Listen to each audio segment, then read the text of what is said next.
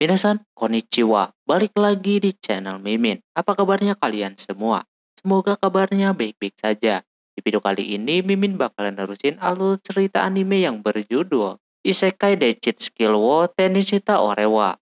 Buat kalian yang belum nonton video sebelumnya, disarankan untuk menonton terlebih dahulu. Linknya ada di deskripsi video ini.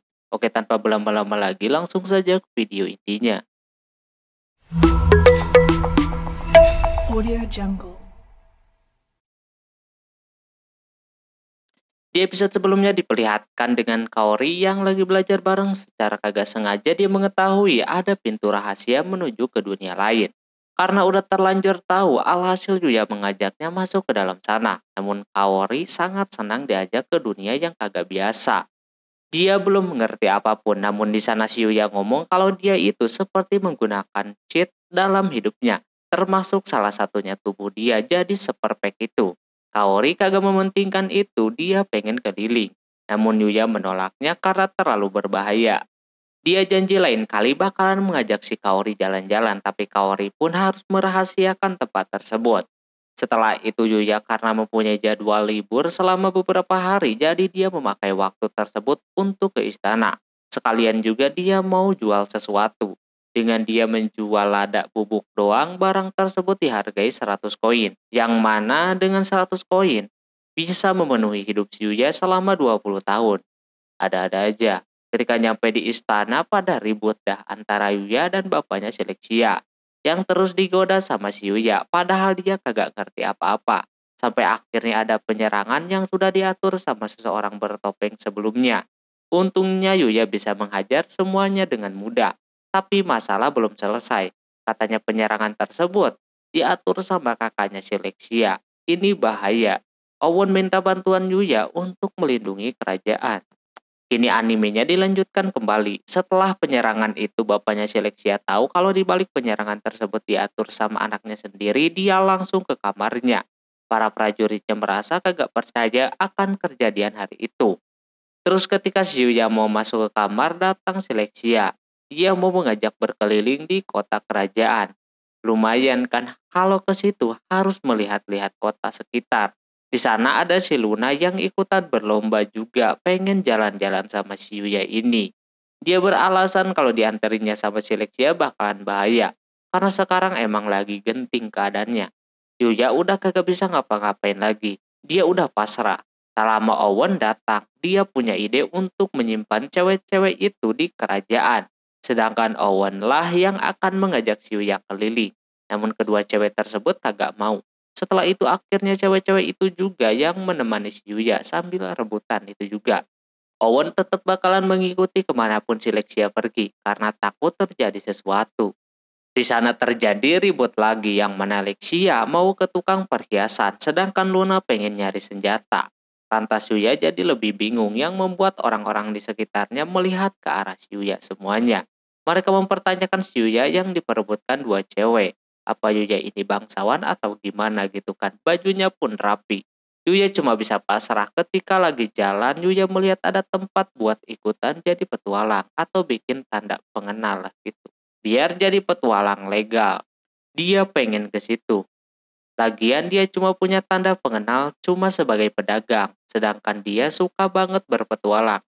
Mungkin cocok buat Yuya sekalian biar lengkap juga. Hasil dari berpetualang dia bisa jual menggunakan tanda pengenal dagangnya itu. Alhasil Luna bakalan mengajaknya. Dia juga bakalan sekalian aja daftar jadi petualang. Walaupun sekarang ini dia jadi pengawalnya si Lexia, dia pasti kagak ngawasin terus. Ada waktu yang lumayan bisa dimanfaatkan Luna untuk mencari cuan tambahan. Dia pun menantang si Lexia untuk daftar juga jadi petualang. Ketika masuk ke dalam sana, banyak petualang sedang beristirahat bersama partiannya masing-masing. Langsung saja di sana Luna bertemu dengan si kakaknya untuk mendaftar. Dengan diberikan sebuah formulir gitu yang harus mereka isi. Ketika sama si Yuya diisi di sana ada elemen sihir yang dikuasai. Yuya tidak bisa gegabah menyebutkan semua elemen yang dia bisa. Soalnya dia bisa semua elemen. Apalagi dia bisa sihir teleportasi yang legendaris itu. Dia harus menyembunyikannya. Alhasil dia tulis aja 3 elemen dasar. Air, api, dan juga angin. Nah, di bawah terdapat pertanyaan seberapa besar kekuatan sihir si Yuya ini. Ia kagak ngerti ngitungnya harus gimana. Sebenarnya bisa aja dengan melihat status, cuma suka ada yang kagak jujur. Jadinya orang itu menyiapkan bola buat mendeteksi kekuatan seseorang. Si Luna mencobanya terlebih dahulu. Bolanya berubah menjadi kuning. Yuya belum ngerti itu kuat atau enggak. Kata Luna emang kekuatan sihirnya biasa saja. Dia cuma menggunakan senjata benang saja. Nah, pas giliran si Yuya yang terjadi bola tersebut langsung pecah macam itu. Hal tersebut menandakan kalau kekuatan si Yuya ini besar. Sampai cewek itu pun kagak percaya. Apalagi pas formulir itu dibaca sama cewek tersebut, yang mana Yuya bisa mengendalikan 3 elemen. Itu baru dia tulis 3, apalagi kalau ditulis semua kali ya. Katanya sangat jarang orang yang bisa pakai sihir. Bisa satu saja udah luar biasa, apalagi ini 3 ya kan. Setelah semuanya sudah ditulis, selanjutnya si cewek tersebut menyetak formulir tadi menjadi sebuah tanda pengenal gitu. Mereka berdua jadi resmi sebagai petualang. Biasanya awal-awal itu petualang ditempatkan di level yang paling rendah, yaitu level F. Yuya masih menanyakan tentang petualangannya. Apakah ditentukan atau terserah dia? Katanya terserah si petualang. Hal itu membuat Yuya senang. Terus kalau setiap misi, petualang wajib membawa bukti kalau emang dia udah beneran berhasil. Tak lama setelah itu ada cewek yang lagi mabuk mengajak si Yuya untuk bekerja sama. Dia terkesan dengan kekuatan si Yuya ketika melihat bola itu pecah. Yuya pasti kuat. Kedua cewek mulai ketar-ketir, namun di sana kagak jadi. Dia bakalan menunggu si Yuya kalau dia emang pengen gabung. Namun di sana Yuya mau mengambil misi yang mudah dulu sebagai percobaan. Di sana Lexia yang kagak ikutan, malah dia yang repot anjir. Hasilnya Yuya pun mengambil misi yang mudah dulu, yaitu mencari tanaman obat. Langsung saja dia bergegas mencari ke sebuah hutan atau apalah itu.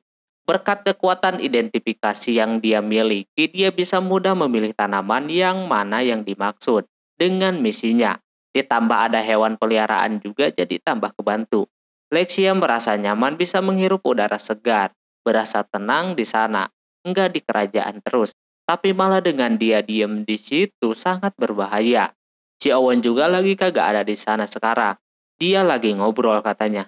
Terus si Lexia bertingkah lagi. Dia mengajak si Luna buat bertarung siapa yang mengumpulkan tanaman lebih banyak. Dia yang bakalan memonopoli si Yuya seharian. Luna setuju, tapi balik lagi kata cewek tadi atau Emilia tidak boleh mengambil obat terlalu banyak. Takutnya kagak tumbuh lagi. Di sana dia mengerti, alhasil mulailah mencari. Yuya yang dibantu sama hewan peliharaannya malah pada salah. Tak lama kemudian Owen datang dan memberitahu kalau prajuritnya sudah menemukan markas kakaknya si Lexia. Si Owen mau nggak mau meminta bantuan si Yuya juga. Yuya sih siap-siap saja. Alhasil Yuya langsung berangkat ke tempat yang dimaksud. Owen menyuruh si Luna dan Lexia untuk kembali ke istana. Owen beserta Yuya pun berangkat menggunakan kuda. Tak lama setelah itu ada sebuah rumah yang digadang-gadang ini yang dimaksud sama si Owen. Nampak sepi banget.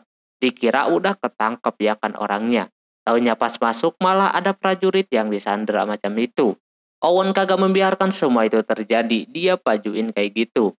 Orang itu udah kagak peduli lagi. Pas lepas dia sendiri yang mau menghabisi dirinya karena dia merasa kagak dipentingin lagi sama keluarganya. Padahal Owen ke situ mau menyelamatkannya. Pas hal itu mau terjadi, Yuya langsung mencegahnya dan malah dia menyerang si Yuya kagak jelas. Tapi Yuya sangat mudah membuatnya tersungkur macam itu. Karena udah terpojok, Owen pun udah mau membawanya ke kerajaan. Namun tiba-tiba saja ada penyerangan. Dikira di luar banyak musuh ya kan. Taunya bukan.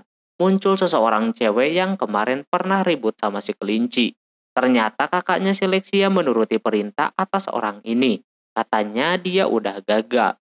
Rencana orang ini juga udah berantakan. Ternyata dia mau menjadikan kakaknya si Lexia jadi raja supaya si cewek ini bisa bebas menghancurkan semuanya. Tapi sayang rencananya kini udah gagal. Jadinya dia mau dihabisin. Untungnya pada melindungi si pria bertopeng tersebut. Lalu bocah itu mengeluarkan banyak banget serangan beruntun ke arah Yuya dan kawan-kawan. Dikira banyak penjahat, taunya dia melakukannya sendiri. Lantas pada terkejut dong dengan banyaknya senjata yang masuk. Dia sengaja melakukan itu. Terus ketika Owen menyebut nama Yuya, seketika orang itu merasa beruntung banget. Tujuan sekarang dia adalah menghabisi si Yuya. Namun sebelum itu dia udah kehabisan energi. Dia bakalan mundur terlebih dahulu. Emang gak jelas banget coy kalau udah gini. Dia pun pergi. PR lagi buat si Yuya yang lagi diincar sama seseorang. Sementara di dunia nyata ada Kaori yang datang ke rumah si Yuya. Namun karena Yuya sedang di isekai, jadi kagak ada orang yang membuka pintu. Sehingga Kaori memilih buat pulang lagi. Singkat cerita, setelah kejadian tersebut, Yuya dan yang lainnya kembali ke kerajaan sambil membawa kakaknya si Lexia. Di sana Lexia merasa kaget ada yang lebih kuat lagi dari si Yuya ini. Tak lama setelah itu Owen datang. Mereka bakalan mendiskusikan hukuman apa yang akan diberikan kepada si Regar atau kakaknya si Lexia. Dia minta Yuya ikutan hadir juga, alhasil dia bersedia. Di sana Lexia nampak ada yang dia pikirkan. Setelah itu Regar terlihat kagak bisa diam, macam itu. Dia seperti kagak mau diapa-apain sama bapaknya sendiri. Lalu topeng yang dia pakai pun dilepaskan beserta bajunya. Terlihat banyak sekali luka bakar di tubuhnya.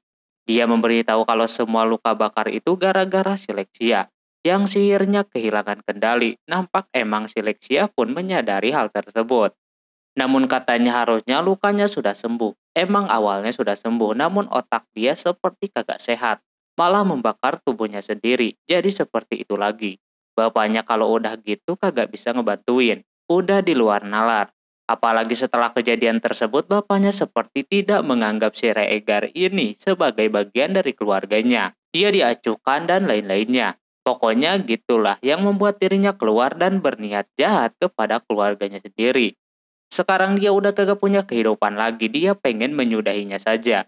Mendengar itu, Yuya menyadari kalau kisahnya seperti dia di masa lalu, yang dijauhi sama orang-orang. Di tengah itu Yuya dapat ide, walaupun sedikit dimarahin, karena dikata ikut campur, namun Yuya berani kalau dia mau mencoba menggunakan herbal penyembuh yang dia punya. Alhasil dicobainlah secara paksa kepada si Regar. Dan hasilnya lukanya bisa kembali pulih semuanya. Nampak kagak percaya kan si Regar. Bisa sembuh, katanya luka si Regar bukan terkena sihir. Atau atas ulahnya sendiri jadinya bisa disembuhkan.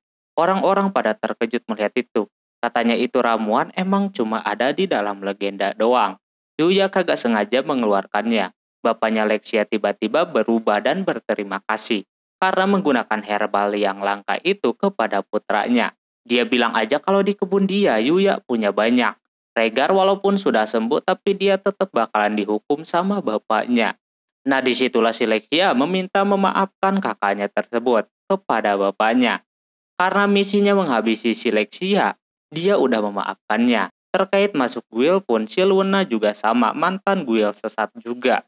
Dan si Lexia pengen bapaknya memaafkannya, lalu hidup dengan rukun. Karena udah maksa-maksa bapaknya pun menerima keputusan si Lexia. Regar kagak jadi dihukum ujungnya. Lalu setelah kejadian itu, kini tiba-tiba bapaknya si Lexia bakalan memberikan hadiah yang setimpal dengan apa yang Yuya lakukan. Anaknya malah pengen dinikahi dan ribut pula sama si Luna. Regar menyarankan bapaknya hadiah yang cocok buat Yuya yaitu dikasih tempat persembunyian si Regar dan juga gelar kesatria di kerajaan tersebut. Sesudah itu Yuya ke kamar buat istirahat. Nampak dia kecapean banget langsung tidur kayak begitu. Lalu dia bermimpi bertemu dengan wanita yang kuat itu, yang mana dia terus menghantui pikiran si Yuya.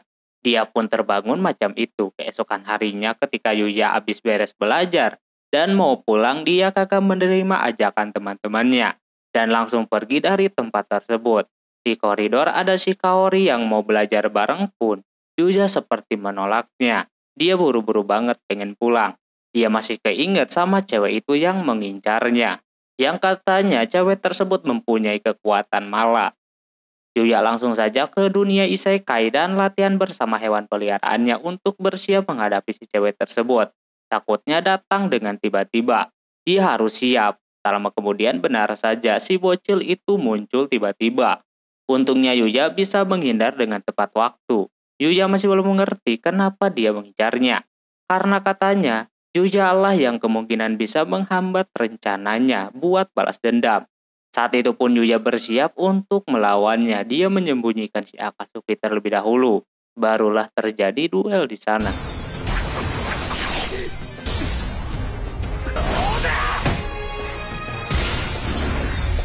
Ada momen di mana Yuya udah kagak bisa pergi kemana-mana lagi. Di sisi lain Kaori nyamperin ke rumahnya si Yuya. Dia niatnya pengen belajar bareng karena kagak dibuka terus pintunya jadi dia masuk dah. Dan sekalian masuk ke dunia isekai.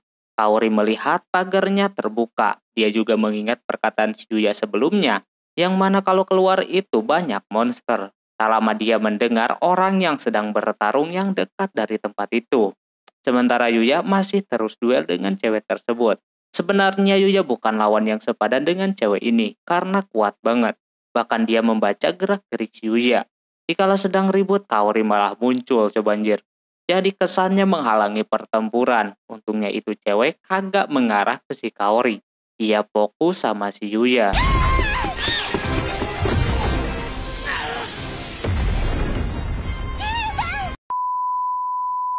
Sampai di mana Yuya lagi-lagi terpojok. Orang itu udah mau menyerang menggunakan kekuatan busurnya. Untungnya pas dilepaskan di sana datang Dewa Kelinci yang menendang serangan busur tersebut. Katanya dia udah menganalisis tentang siapa orang itu. Ternyata namanya Tuti. Dia penerus dari busur dewa yang udah telah lama hilang. Katanya dia penerus gurunya yang telah dihabisi sama manusia. Jadi sekarang dia mau balas dendam atas kematian gurunya. Tetap saja walaupun begitu si Kelinci sebagai dewa harus mencegah kekuatan jahat yang ada di diri si Tuti atau kekuatan mala yang berpotensi menghancurkan semuanya. Dia harus menghentikannya. Terjadilah ribut kembali ya kan. Kali ini 1 lawan 2. Lagi-lagi si Tuti ini bisa membaca dan memprediksi gerakan si Yuya. Sampai di mana Yuya mau ditembak lagi. Si Kelinci menyuruh buat meniru tendangannya tadi. Alhasil dia melakukannya dan berhasil mematahkan serangannya. Lalu si Tuti pun bisa dihempaskan untuk sementara. Namun Tuti kagak mau kalah sampai situ saja. Dia masih kekeh dengan pendiriannya untuk membalaskan dendamnya. Nah dia keluarinlah kekuatan mala yang dikata si Kelinci tadi. Kekuatannya sangat kuat sehingga Yuya pun batuk-batuk darah. Yuya cuma bisa melihat si Kelinci bertarung, nampak seimbang. Tapi tetap sih ujungnya si Kelinci kalah. Nah saat itu si Akatsuki yang disembunyikan tiba-tiba keluar dan mendekati si Tuti. Dikira mau apa, Akatsuki mengeluarkan kekuatannya sehingga pas Tuti mengenai kekuatannya, kekuatan malanya jadi hilang. Si Kelinci tahu soal ini. Ternyata Akatsuki bukan babi biasa. Yuya langsung saja membuat si Tuti ini pingsan. Sesimpel itu ya guys ya. Si Kelinci menjelaskan selain ada dewa ada juga makhluk yang suci. Seperti si Akatsuki ini yang bisa melawan kekuatan mala. Setelah kejadian itu si Kelinci memberikan sisanya kepada si Yuya dan mengurus cewek tersebut. Kekuatan malanya juga udah hilang ini. Dapat lagi ngelut cewek ya guys ya. Tak lama dia terbangun. Yuya pengen tahu banyak tentangnya. Terus ketika Kaori mau mendekatinya, di sana Yuya melihat ada monster di belakang si Kaori. Dia lempar aja menggunakan tombak yang membuat Kaori kaget. Yuya di situ auto jujur kalau inilah keseharian si Yuya di dunia lain. Sebenarnya dia agak sedikit nggak tega membunuh monster. Dia meningkatkan levelnya di situ dan merasa kagak cocok aja di dunia nyata. Dia dipuja-puja. Tapi Kaori senang Yuya masih seperti dulu pas pertama kali dia membantunya. Setelah kejadian itu si Kaori diperkenalkan kepada si Luna dan juga Lexia. Terus si Tuti masuk ke dunia si Yuya untuk bersekolah di sekolahan yang sama dengan Yuya. Cocok banget jir Tuti pakai baju sekolah itu. Adik-adik si Yuya pun mulai mendekati si Yuya lagi. Dan untuk season pertama ini animenya selesai.